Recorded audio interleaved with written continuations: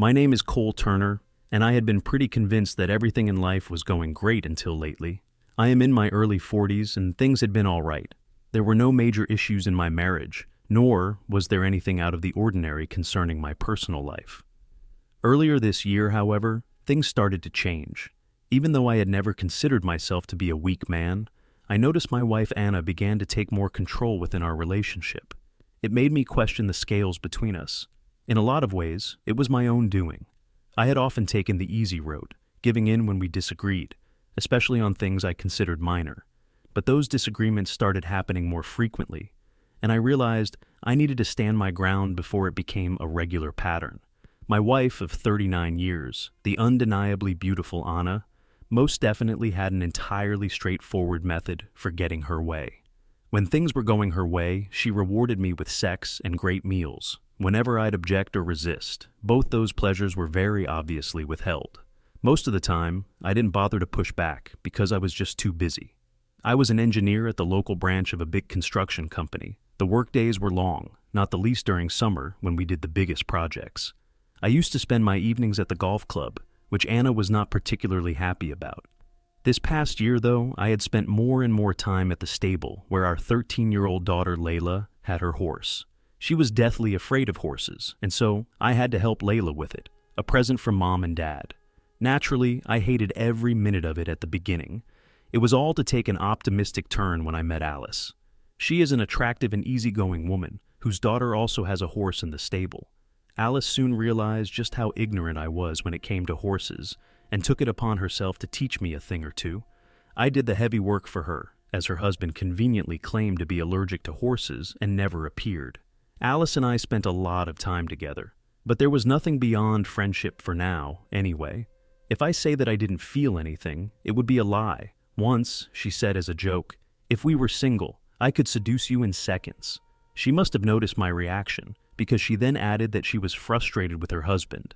She then asked, "Are you as nice at home as you seem to be here?" I teased her with the response that she could find that out if we were both to remain single, and she playfully promised to take me up on that offer.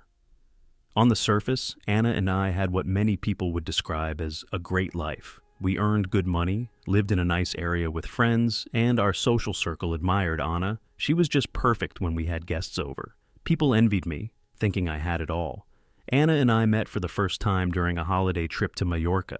We had come with friends, and our groups fell into the same queue at the airport. For days thereafter, we kept running into each other at party spots on the island.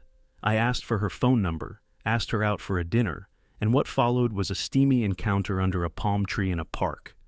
That was the beginning of our relationship, and when we got back home, it blossomed. Anna was passionate, and for the most part, the physical contact was fierce and pleasing. The less welcoming ones were her friends who had their own holiday romances in Mallorca. Whereas they had no problem with vacation romances, they did not like me as Anna's long-term boyfriend. In Spain, Anna's friends didn't hesitate to get hooked up with my buddies. Most of them came from rather modest backgrounds. A few of them even hired the local men for just a little bit of extra fun. But the minute we returned, they made sure to be crystal clear that whatever was happening on some Mediterranean island was staying on that island. Many of these women actually considered me too inferior for Anna because I came from a far lesser background. I had grown up in that part of the city that had a bad reputation, though it wasn't nearly as rough when I lived there. My job and present lifestyle meant nothing to them. Fortunately, Anna never took her snobbish, upper-class friend's side on this issue.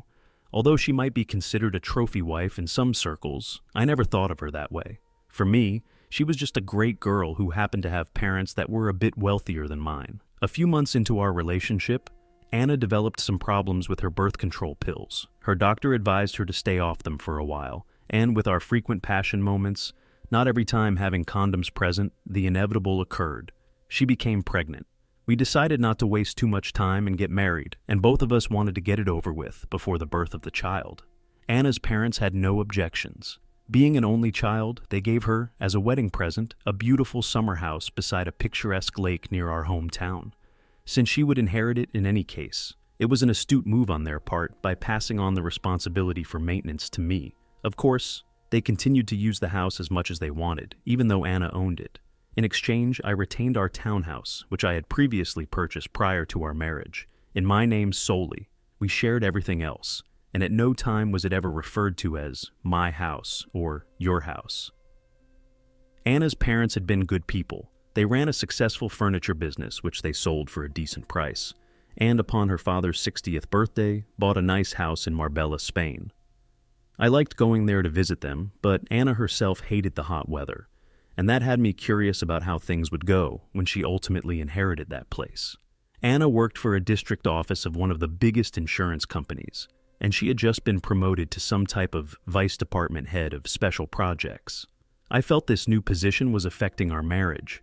She wasn't the same, and every time I inquired from her if everything was right, she dismissed it and said she was just tired from learning the ropes at her new job. She said things would get better once she got the hang of it. Still, I would catch the changes. Our sex life started to suffer also. No overt affair indicators, no new overtime, no garish new clothes, no mysterious calls. There was only one clue. How angry she got when, following a particularly unfulfilling Saturday night in bed, I playfully mentioned her having an affair. Anna didn't bring much work-related issues to the home, but the last 2 weeks had seen her boast about this huge contract she was handling. She said she was telling me all that because she trusted me implicitly. Actually, she never gave any concrete details about the deal. I had a fair idea, more or less, about what it involved, given happenings locally, but I didn't press her for it. It all came crashing down one fateful Tuesday evening. Anna came home from work with this look in her face, and I knew right then and there that something was wrong. "What's going on? Did you get fired?" I asked. "Of course not. Quite the opposite, actually. We've nearly closed a huge deal," she said, but still, something bothered her. She didn't seem happy or ready to celebrate. "Don't try to fool me. I can see something's on your mind," I pressed. "Well, you're sort of right. There's another important project tied to the first one," she said. "Okay, that's normal. So, what's the problem?" "The second project requires some travel overnight stays now and then. The first trip is this Friday. If you don't mind," she added cautiously. A weird feeling began overcoming me. The overly cautious explanation of the successful deal sounded to me just like the attempt to conceal something far more ominous, just like the mentioning of this Friday night trip did. Something which no sane person in the world wouldn't find suspicious. She was clearly not in the best mood to tell me this, so I was even more curious. I asked, "Where precisely are you going?" She named some small seashore town, a bit less than 45 kilometers away, connected by a good, well-maintained road. I almost fell off my chair with the absurdity of staying overnight in such proximity. I started to suspect that she was up to something no good. I still played along, acting like I didn't have a single clue. "You're staying overnight when it's only a half-hour drive back home?" I asked. "Our client's manager can't get there before 5, and it's going to take a while to tour the property before we actually close the deal. After that, I'm supposed to host a victory dinner at the Seaside Inn, a tradition for our company," she explained. "That all sounds pretty routine," I said, though I could already see where this was headed. Testing the waters, I asked, "Out of curiosity, what kind of property are you inspecting? After all, your expertise is in economics, not real estate." "It's a leisure area with 45 holiday chalets," she replied. Just as I had suspected, I knew exactly who was involved: Ryan West. Ryan and I went way back, having grown up in the same rough part of town. He was now a well-acknowledged figure in the local real estate scene, though for all the wrong reasons. Ryan had started as a car salesman and ended up marrying into a rich family, his wife being the daughter of a local slumlord. They had an open marriage of the most peculiar breed. She had a secret girlfriend, and Ryan was boasting of having slept with several married women at his posh chalet in very leisure area Anna was referring to. In Ryan, however, this trait translated to a ruthless streak that became tailor-made for the darker side of family business. He had recently purchased a massive complex of about 500 rundown apartments the community had been desperate to unload. The place was notorious, and the local authorities wanted nothing more than to wash their hands of it. For now, I kept my suspicions to myself and asked, "It sounds like a weird job. Does this dinner really take all night? How many people from your office are going?" "Just me this time, plus there'll be wine at dinner." "Do you really want me to drive home drunk?" she asked, as if speaking reasonably. "Just you?" I queried, raising an eyebrow. "Are you sure you're qualified to inspect 45 chalets, especially as they could be in all states of disrepair?" I could tag along, no cost to you at all, then drive you home after dinner. It's not a full survey, just a preliminary inspection for information gathering, she returned hastily before silencing me. Thanks anyway. I don't want you involved in my work. And you have never heard of taxis? They still exist, you know. It would probably be cheaper for your company than booking a hotel by the coast, I said, as I watched her squirm while knowing she was cornered. I'll be staying in a guest house in the leisure area, and I'll get paid for my overtime plus a subsistence allowance. So, who exactly is asking you to stay there this Friday night? The boss, the client, or did you offer? I pressed on. It's my boss, of course, she said, but this time there wasn't that edge in her voice. She hesitated for a moment before replying. My boss intended to handle it himself, but he's tied up with other matters, so he suggested I represent the company for this crucial deal. It's a big opportunity for me, and there's no reason for you to interfere with my work. At that point, I'd had enough. I exploded, shouting, "A great opportunity? More like a chance to get screwed by that pervert Ryan West, starring in his sleazy sex tapes for nothing more than a subsistence allowance. Is sleeping with him part of your promotion? You do realize that Ryan's chalet is wired with hidden cameras, don't you?" Anna was stunned into silence by my outburst. I pressed on. Ryan shows off his new sex tapes to his buddies at the golf club, and I bet the one with you would be a hit. Ryan and I both belong to the same golf club, and I'd heard more than enough about his activities. He had once bragged about hidden cameras in the guest apartment attached to his chalet, where he likely planned to take Anna under the pretense of business talks. The man had shown me pictures of himself with the wife of a local painting contractor after sealing a deal for a maintenance job. He even offered to share her with me if I became interested in doing business with him. I told him to go to hell. Ryan boasted that once a woman saw the photos, she often agreed to more, believing he'd keep them private if she played along.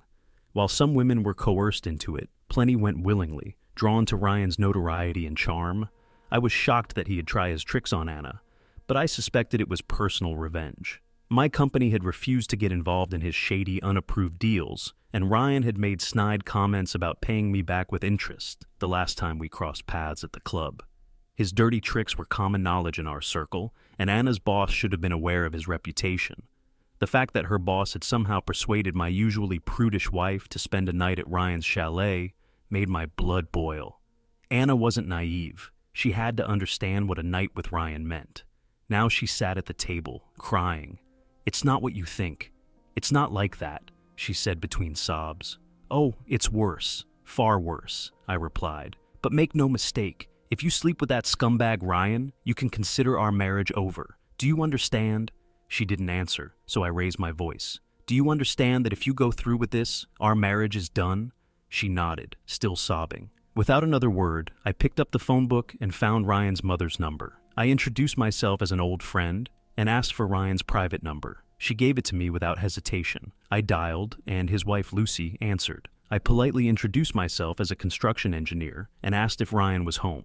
She informed me he was at the golf club. Hanging up, I told Anna, still crying, that I had some business to attend to, and walked out the door. She was clearly in shock. This wasn't the usual soft, accommodating side of me she was used to seeing. But I was done. I felt like the last straw had finally broken the camel's back. As I reached the car, Anna came to the doorway and shouted after me, "Don't do anything stupid. If you harass Mr. West, I'll file for divorce." I didn't respond. I drove straight to the golf club, where I quickly found out that Ryan was playing around with two others and was likely somewhere around the 14th or 15th hole. I started walking in that direction. Sure enough, they were at the green of the 15th. The moment Ryan saw me coming, he knew what was about to happen. He threw his club down and ran. It took me nearly 100 meters to catch up, but when I did, I tackled him to the ground. There was no talking, no reasoning. I unleashed everything on him, determined to beat the crap out of him. Ryan had ruined my marriage, and he needed to pay the price. I knew I didn't have much time before one of his friends or another golfer would intervene and put a stop to it, but I made every second count. With a few good punches in his face, he went down to the ground. With the remaining seconds, I managed to kick him in the groin, a kick he would not forget. I stopped only when his friends and several other players ran to his aid. As I walked back toward the clubhouse, I warned them not to interfere. By the time I got there, a police car was already waiting. A couple of young officers came along politely, and asked me if I wanted to do things the easy way. I agreed and got into the back seat without fuss. It was a quiet ride to the station. There, I was led into a small office where another officer began asking questions. I clung to the story I had constructed in my head. How Ryan, who had known me since childhood and who, just like all the other kids, envied my good-looking wife, tried to entangle her into some shady business. How Ryan lured me onto the golf course and attempted to attack me, and how I had just saved myself. The officer did not seem to have bought my story. He still wrote it down, though. I signed the statement and then sat in a holding cell while they called the prosecutor. After being at the station for 5 hours, I was released and escorted back to the golf club by a patrol officer. I thought I had a pretty good chance of not going to trial. Cases like these often died in bureaucrat red tape, and 2 years later, it would be declared null and void. When I returned home, Anna was still there in the kitchen. "Where have you been?" "The police station." "The police station? For what?" "Not much. Just answering a few questions about what happened to your friend Ryan at the golf club." Her face went pale. "Oh my God. What did you do to Ryan West?" I shrugged. "Not my fault he's so fragile. He attacked me and now he's in the hospital." Of course, that wasn't the truth. But I needed to keep my version consistent, just in case the police did follow up with her or her coworkers. Anna began sobbing again and quietly said, "I'm sleeping in the spare room tonight." I heard the click of the lock from inside. Things had been a lot happier between us in the past, but those days felt distant now. The next morning, Anna got up early, and the only thing she was saying before she left for work was, "We need to have a serious talk tonight." I agreed. I called immediately a lawyer at work who handled some of the company's legal affairs. He enjoyed a reputation for being tough and efficient. We had become friends over the years. He promised to help me take action against Anna's employer. 30 minutes later, he called back to say that he had arranged a meeting with the district chief at Anna's office that afternoon. Sharp at 2 o'clock, we were ushered into the district chief's office, where Anna's boss was already waiting. The executives of the insurance company seemed to have much respect for my lawyer, since they agreed to listen to whatever he had to say. Anna's boss looked visibly nervous when my lawyer laid out our case. He accused the boss of knowingly sending Anna to Ryan West for what was essentially a pointless survey, followed by dinner and an overnight stay at the chalet. Although the boss denied any suggestion of sexual expectations, my lawyer didn't let him off the hook, pointing out that anyone with common sense could have foreseen what Ryan had in mind. My boss started to sweat when my lawyer made it sound like he acted as a pimp and threatened him with the legal consequences for such an action. Finally, the outcome of this was that they nullified the contract with Ryan West and agreed to take responsibility for all my legal fees. I wasn't sure if taking the matter to court would have achieved anything beyond racking up legal expenses for myself, but the district chief of the insurance company knew that the bad press would cost them far more than the settlement we agreed on. I could tell the district chief understood I'd done him a favor by forcing them to cancel Ryan's contract. It was clear that Anna's team had bungled the negotiations with Ryan, a master manipulator. The chief likely knew the head office was blaming him for the mess, which had caused significant losses in their accounts. Anna's incompetent boss, an old friend of the district chief, had been hired without going through the usual vetting process. No sensible department head would have allowed Anna, in her first major case, to handle someone as notorious as Ryan West. It was obvious both the district chief and her boss were swayed more by her charm than her actual qualifications. If they had expected any personal favors from Anna in exchange for her promotion, I figured they would back off for a while after hearing about my confrontation with Ryan. After the meeting, I called a contact at an insurance company we often worked with. I informed him that Ryan West's bargain insurance on his slum properties had been canceled and would soon be available on the market again. He promised me a nice bonus if his company secured the deal. When Anna returned home that evening, she was livid. A teased tiger would have seemed like a house pet compared to her. To be honest, I didn't catch much of what she screamed, but it was clear I wasn't in her good books. She furiously packed a suitcase, muttered something about heading to her summer house, and stormed out. Layla, our daughter, looked unsettled by her mother's outburst. But since Anna didn't ask her to come along, she stayed with me without any protest. We went to the stable later that evening, where I ran into Alice. She had a noticeable black eye, and when I asked what happened, she revealed her husband had hit her during an argument over his online poker debts. When I told her Anna had moved out because I stopped her from spending a night with a client, Alice gave me a bear hug, which quickly turned into our first kiss. As she held me, she whispered, "Don't you think we'd have fewer problems if you and I were together instead of with our spouses?" I simply replied, "Yes," and kissed her again, this time much more passionately. We both felt a weight lift after that moment, realizing we had a potential path forward if our marriages didn't survive. When we returned from the stable, I headed to my office and checked the security system at Anna's summer house. I had installed the system a few years back, which included sensors on doors and windows, as well as motion detectors inside. It was connected to the phone line, and as expected, Anna had disabled it upon her arrival. However, I had also set up some newer, outdoor equipment as part of a test for my job. It included a digital camera hidden in a fake bird's nest, triggered by motion 50 meters away. The camera would snap pictures and send them directly to my phone. Since this was a work-related test, Anna never asked how it operated, and I didn't feel the need to explain it to her. On Wednesday and Thursday, I didn't bother checking the camera, knowing Anna's car was the only one there. But on Friday evening, after running a few errands and shopping for dinner with Layla, I received an alert on my phone. It was just after 6:30 when the notification came through. I opened the camera feed and saw a silver Lexus SUV parked next to Anna's car. The only Lexus of that kind I had ever seen in town belonged to Ryan West. I knew then that the situation was about to take a serious turn. At 13, there was nothing unusual about Layla being left to her own devices for an hour or two, especially on a balmy summer evening. She accepted without demur that I must go out for some time, and as the roads were clear, I covered the distance to the summer house in less than half an hour. I drove in unseen and then stole quietly up to the house. I opened the front door with my key. The living room was empty, but I could hear muffled voices in the master bedroom. Anna was screaming, and as I drew closer, I could hear her yell, "No, I never agreed to that." Then, in response, a male voice precisely Ryan's yelled, "Shut up.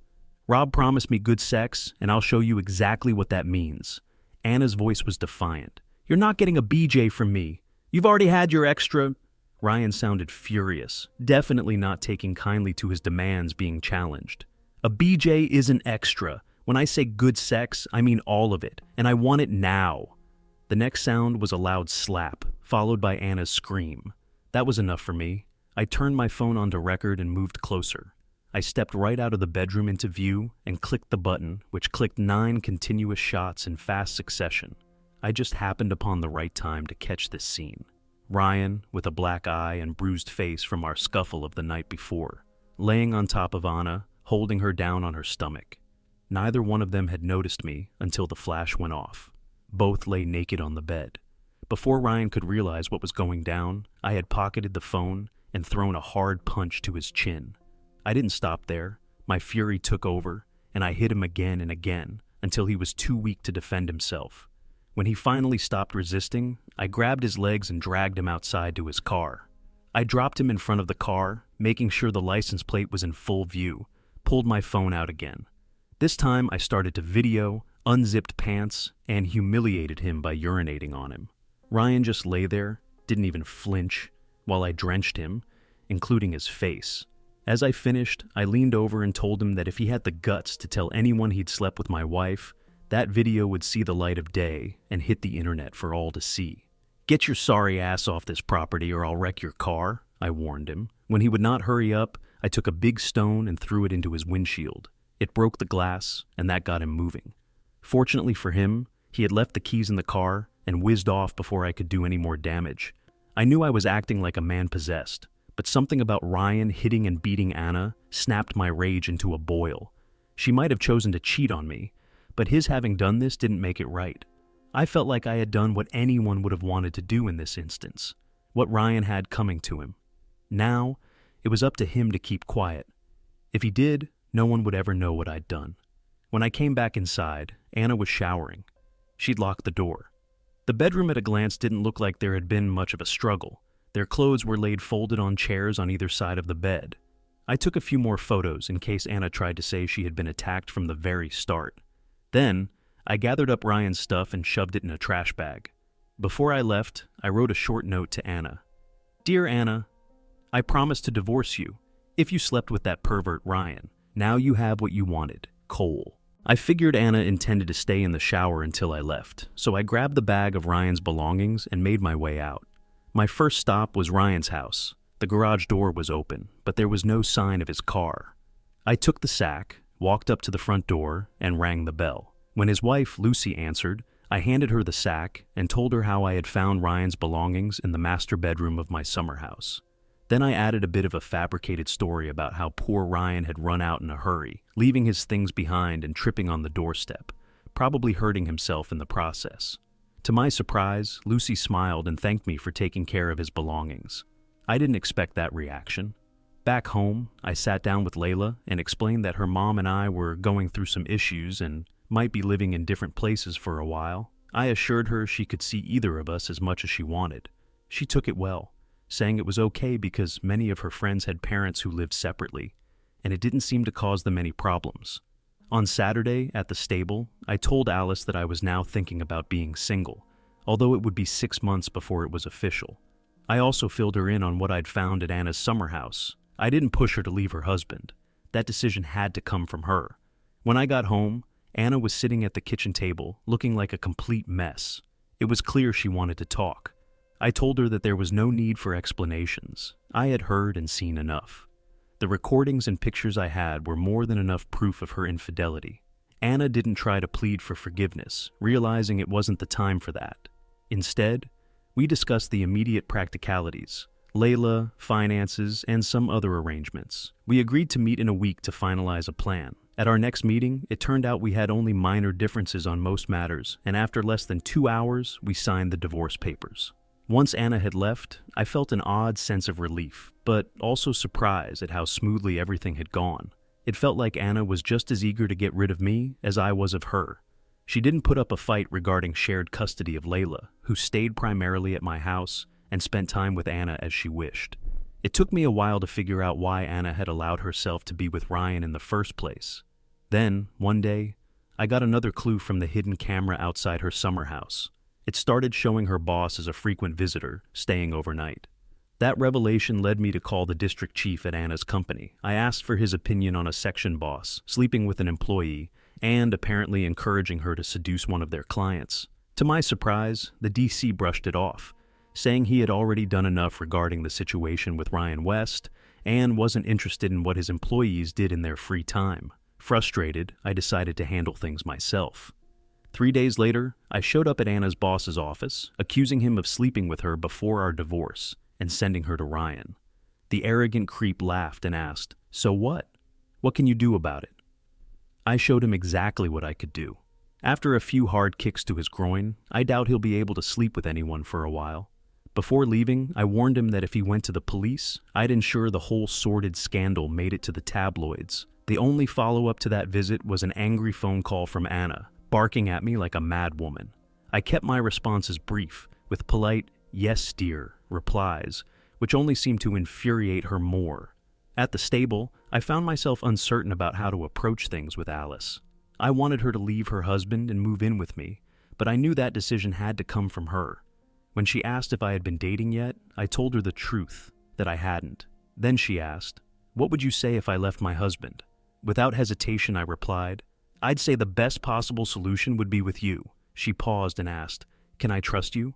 "Yes," I said. Nothing more was said about Alice's situation for the rest of that week until one day she called me at work. She told me that the local gambling shop owner had contacted her about her husband's debts. When she confronted him at his job, things escalated into a terrible argument, ending with him threatening to beat the crap out of her when he got home. Now, she didn't feel safe going back. I took a sturdy carpenter from one of our job sites with me and met Alice outside her house. We managed to get her 2 children and everything she needed without any trouble. Back at my place, I let her and the kids take the master bedroom so they could be together that first night, knowing how hard it must have been for all of them. Alice and I didn't get intimate until after she had decided to divorce her husband and the papers were signed. He intended to fight it, but his efforts seemed more like a hollow gesture than anything substantial. In the meantime, we reorganized the house so both of her kids had their own rooms. Layla and Maya, who already knew each other from the riding club, acted like sisters almost immediately. Alice's son Henry and I became friends quickly, and I even took on the role of his soccer dad. When Alice and I finally made love, it was an unforgettable experience, gentle, passionate, and deeply satisfying. She was far more involved in our lovemaking than Anna had ever been, encouraging me to do things I hadn't done in 20 years. Alice was so overwhelmed with happiness that she cried. She later confessed that her husband had barely shown any interest in her for years, only wanting the occasional quickie when he felt like it. Both of us admitted that we dreamed about that night long before it ever happened. It felt like a relief that neither of us had destroyed our previous marriages because of our feelings for each other. Instead, we found new love after our spouses had already ruined things. Nobody could blame us for that. Anna and I eventually had a long, serious talk over coffee to sort out some matters concerning Layla. Even though I knew all I needed to know about her cheating, I didn't ask her any more questions about her relationships with Ryan and Rob. To my surprise, Anna started to confess. She said wrecking our marriage was the most foolish thing she had ever done, and she deeply regretted it. She missed me and our family life, but she knew she had lost me for good. Her confession was almost textbook. She described how it all started with harmless lunches with Rob at various restaurants. Over time, they developed a close personal relationship, but no physical intimacy. Not until Rob told her she would be promoted to his deputy and had a shot at his job once he was promoted to district chief. They celebrated the news with lunch at a small hotel where Rob had booked a room. That's when they took the afternoon off, and she gave in. Anna admitted that the guilt weighed heavily on her when she returned home that night, but the excitement of the promotion dulled her remorse. She insisted she didn't love Rob and had no plans to leave me. She just saw him as a good friend and mentor. So, their weekly sex became part of the job for her. Rob's financial troubles after his divorce made him vulnerable when Ryan offered a hefty kickback in exchange for a favorable insurance deal. Rob accepted, and by the time Ryan presented his final terms, including a night with Anna, Rob had already spent the advance payment. Horrified, Anna refused, but Rob begged her to help, fearing Ryan would expose his corruption and demand the money back. After my lawyer and I got the insurance deal canceled, Anna thought the issue was over, but Ryan still wanted what he had paid for and demanded his night with her. Anna told me she had tried to reason with Rob, even offering to ask her parents for a loan to repay Ryan, but Ryan wasn't interested in money anymore. He wanted revenge on me. Rob, desperate, convinced Anna to go through with it, assuring her that Ryan had agreed to no perversions and promising that there were no hidden cameras at the summer house. Despite her lingering doubts, Anna agreed, thinking she was saving both their jobs. She swore it was the worst mistake of her life and said she still had nightmares about that night. She also mentioned that Ryan hadn't contacted her since the brief phone call that night when he asked about his clothes. Anna gave me a strange look when I told her I had handled the situation with Ryan and that he wouldn't bother her again. But I didn't care if Ryan turned his attention to Rob instead. Anna admitted that things quickly fell apart between her and Rob after I beat him. She took care of him for a few days while he recovered, but instead of rekindling their affair, they constantly fought. Anna accused him of ruining her marriage, while Rob countered by saying she cared more about her promotion than staying faithful. She regretted the affair deeply and told me that just 2 weeks after my confrontation with Rob, the district chief at her office had a stroke. He was replaced by a new chief from their main office, who immediately launched an investigation into Rob's shady deal with Ryan. Eventually, Rob was given a choice, either be fired or take a dead-end position in a small northern district. Rob chose the latter. Rob swore to Anna that he never mentioned her involvement in the Ryan deal to the new chief. Anna, for her part, didn't miss him one bit when he left. She was promoted to his position, although after a company reorganization, the role wasn't quite as important as it had been when she first sought it. While she had reached the highest position any woman had ever achieved at the district office, she confessed that the price she paid was far too high. Her guilt weighed heavily on her. She spent many lonely nights crying and worrying about her future at the company. To make matters worse, she had begun having nightmares about the new district chief, suspecting that he viewed her as available in some unsettling way. Anna revealed that her dream had been to get me back, but she had finally come to terms with the fact that it was impossible. To her relief, she had gone on 2 dates with a nice man. If things developed further, she planned to tell him the full truth, and let him decide whether her past or their potential future mattered more. She also mentioned that if the new district chief ever made advances, she would rather cause a scandal and quit her job. I wished her the best of luck with her new life. 2 months after Alice and her children moved in with Layla and me, we were living happily as a family. The house was constantly filled with laughter and joy. Our Friday family fun nights became such a cherished tradition that none of the kids wanted to miss them, even on the weekends they could have spent with their other parents. I felt like a happy man once again, with a loving wife by my side. Thank you for watching. If you enjoyed the story, don't forget to like, comment, and hit that subscribe button for more of Love, Lust, Lies.